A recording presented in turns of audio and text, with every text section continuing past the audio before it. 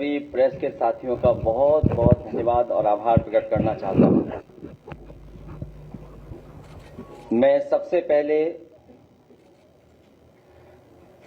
न्यायमूर्ति बी सुदर्शन रेड्डी जी का आज बहुत बहुत स्वागत, बहुत बहुत आभार प्रकट करना चाहता हूं। मैं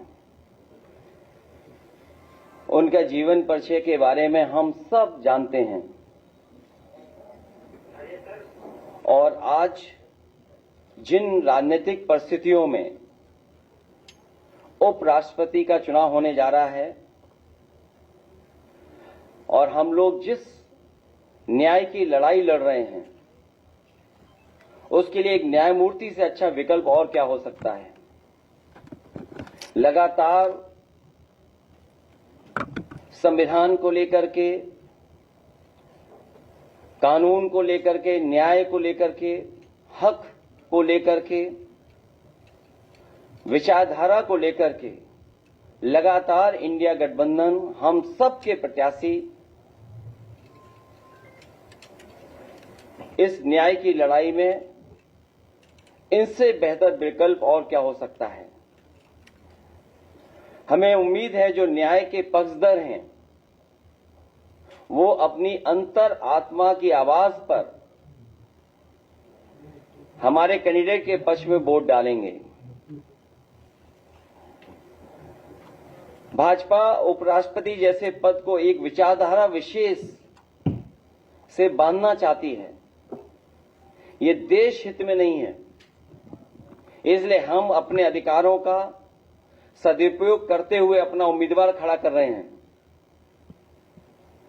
बात हार या जीत की नहीं है, सिद्धांत की भी है और हमें पूरा भरोसा है कि जिस समय अंतर आत्मा के माध्यम से वोट पड़ेगा तो हमारे प्रत्याशी न्यायमूर्ति वी सुदर्शन रेड्डी ऐतिहासिक वोटों से जीत करके उस पद पर बैठने का काम करेंगे।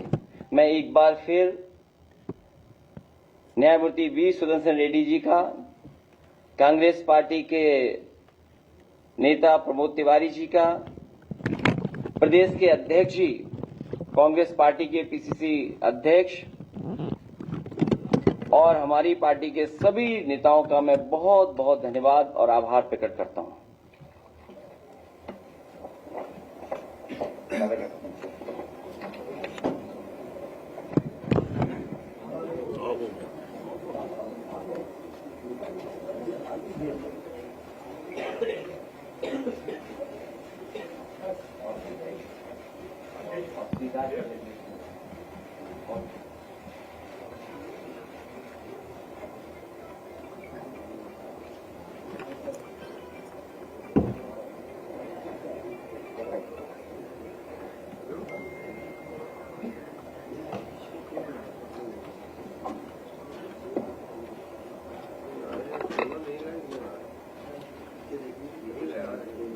समाजवादी पार्टी के अधिनेता,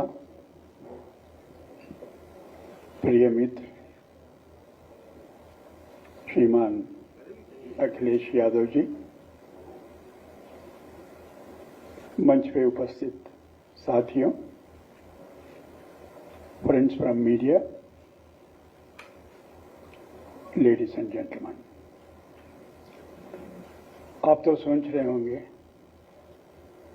हिंदी में 2 शब्द बोल दिए फिर उसके बाद में अंग्रेजी शुरू कर दिए, क्या हो रहा है। लोहिया जी से हम बहुत कुछ सीखे हैं, नेताजी के साथ भी बहुत कुछ सीखे हैं, मगर एक ऐसी बात हो गई, दक्षिण भारत से आता हूं मैं, हिंदी में भाषण देने का सीख नहीं पाया, लेकिन हमेशा कोशिश करते रहता हूं। जब कभी आते हैं, उत्तर प्रदेश आते हैं या बिहार जाते हैं, हिमाचल प्रदेश आते हैं, थोड़ा बहुत बोलने के लिए कोशिश तो करते हैं और वो कोशिश तो जारी रहेगा। समाजवादी पार्टी के दफ्तर में और इस संदर्भ में दिल में तो बहुत ख्वाहिश है कि मैं आपसे हिंदी में बात करूं, लेकिन शायद हो नहीं पाएगा। कोशिश करते हैं। अभी आप लोगों को तो मालूम है, प्रतिपक्ष दल ने मुझ पर विश्वास रखकर मुझे उम्मीदवार चुन लिए गए हैं और मैं इसके लिए बहुत बहुत आभारी हूं। मुझे मालूम है ये दल जो भी इंडिया ब्लॉक था, फिर उसके बाद में जो इंडिया ब्लॉक में नहीं है वो लोग भी, वो गठबंधन में नहीं है, वो लोग भी मदद देने के लिए आगे आ रहे हैं। Perhaps, but for my friend Mr. Akhilesh Yadav, it would not have been possible.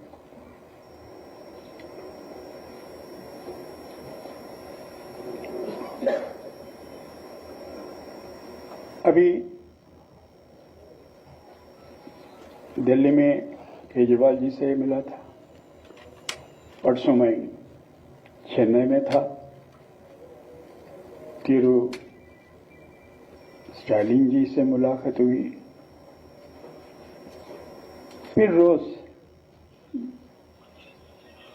Parliament members से बातचीत होती रहती है और तकरीबन हर रोज आप लोगों से तो बातचीत होती रहती है। कभी अखबार से, कभी इलेक्ट्रॉनिक मीडिया से इंटरेक्शन तो होती रहती है। And I don't have to tell you why I'm here. I have come here to solicit the support of honorable members of the parliament from the state of Uttar Pradesh. I believe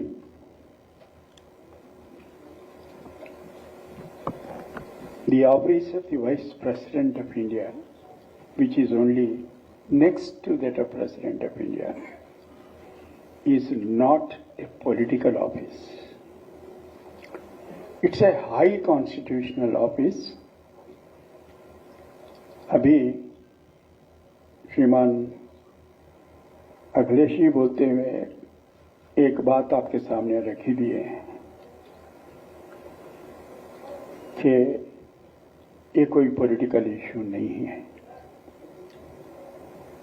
और हम लोगों को इससे अच्छा candidate कहाँ मिलता था, इसलिए हम सब सर्वसम्मति से जस्टिस रेड्डी को आपके सामने खड़ा कर दिए। इतना तो बोल ही दिए उन्होंने।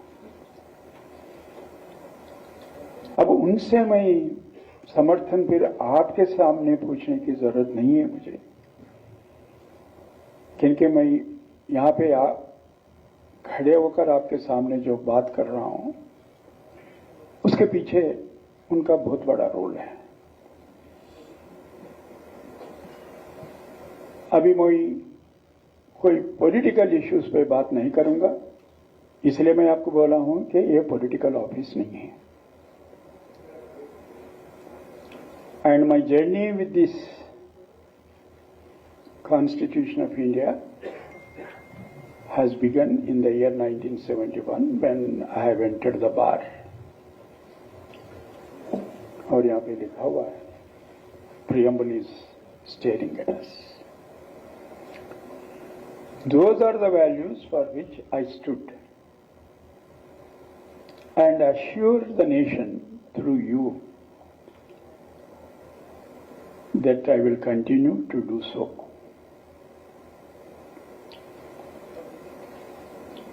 आप लोगों में से कुछ लोग पूछे हैं मुझे, why you have entered into thicket of this political arena? I said, I have not entered into thicket of any political arena.